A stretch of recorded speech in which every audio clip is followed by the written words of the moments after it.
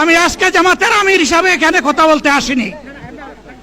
আমি এসেছি বাংলাদেশের 18 কোটি মানুষের একজন হয়ে কথা বলতে।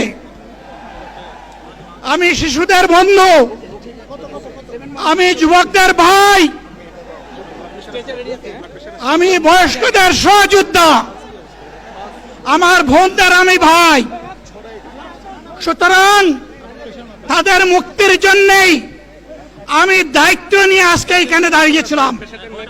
আল্লাহর ইচ্ছা শরীর আমাকে সাময়িকভাবে সহযোগিতা করে নাই, এটাও আল্লাহর ইচ্ছা যে এখন আল্লাহ আমাকে কথা বলার সুযোগ দিচ্ছেন।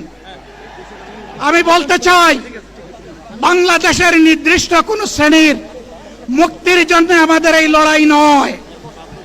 রাস্তার একজন পরিচ্ছন্নতা কর্মী, চা বাগানের একজন শ্রমিক,